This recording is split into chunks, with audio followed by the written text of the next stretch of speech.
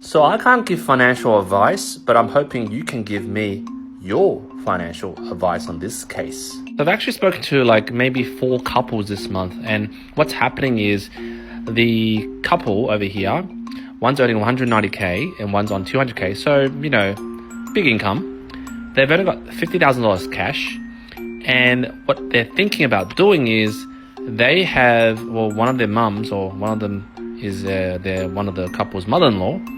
They have a property, and the father-in-law, mother-in-law have a property that is worth $4 million, no loan. So basically these guys are like in their 80s, right? But they're still living in this, big boomer house. But the house is pretty outdated, right? And it's only got about maybe 3 bedrooms, right? So these guys want to do extensions, add another 4th room, 5th room. They also want these guys to live with them and take care of them. And basically they have, I guess, a healthy relationship, right? But the thing is, these guys don't want to go through like a reverse mortgage to obtain the loan to do the extension, which basically will cost, I would say, 500 to 600k. And they don't have income because they're retired, right? They're on a pension. And what they're trying to do is offer to the couple over here who's basically living with them at the moment pretty like squashy, right? And these guys are expecting, a kid on the way. And what happened is they have an investment property worth $1.5 million and the loan's 500k.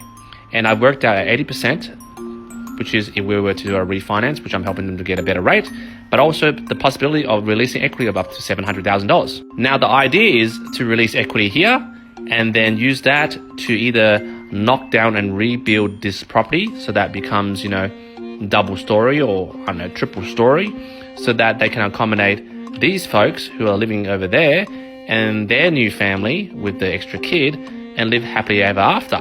Now, here's the conundrum, which I've discovered because they were like, hey, this is a really good idea. And I'm like, let's think of the multiple options of what you're getting yourself into. Not financial advice, but maybe you can give some of your own advice. So the options are, immediately number one, the lowest hanging fruit is just do it. Let's not think about the consequences. Is basically, okay, in terms of their income, being able to refinance this debt, investment loan, pull out 700k. I've done it before, easy. And they'll use this 700k, control the funds with the builder and knock down and rebuild, right? But the property does not belong to this couple. They're using 700k of debt against their investment property, which would leverage their loan from 500k to $1.2 million. And they're going to spend the renovations on their mother-in-law and father-in-law's property, which is, by the way, the wife was like, maybe not a good idea. But the husband's like, yeah, do it. To basically add value to this existing $4 million property in Sydney for this 2 couples over here, these elderly boomers, and basically turn a 3-bedroom to maybe a 5 or 6 bedroom, 1 story to maybe 2 to 3 stories, right?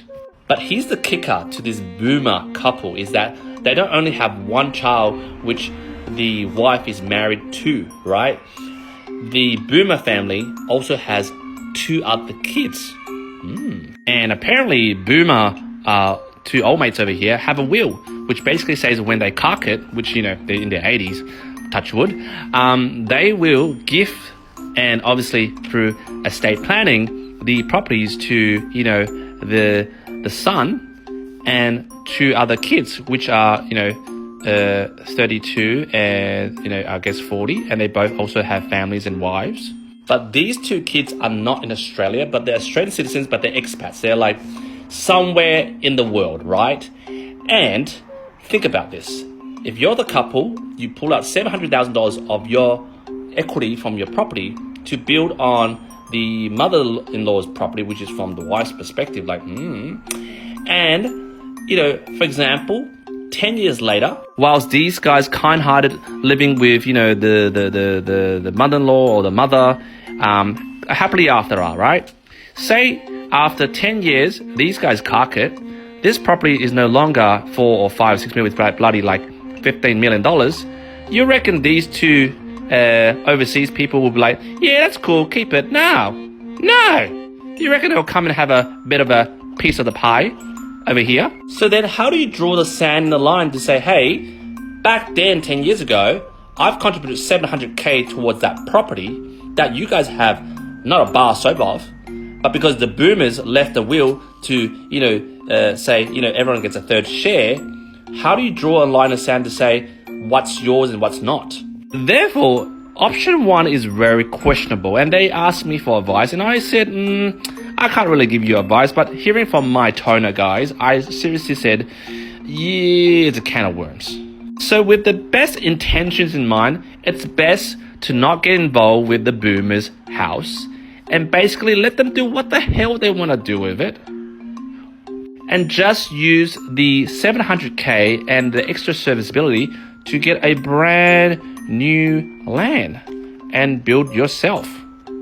Or the third option is, obviously not financial advice, is offer to buy the $4 million house off these guys, and then they hold 100% ownership of this property, and they do what the hell they want with it and get these folks to move in, maybe the granny flat.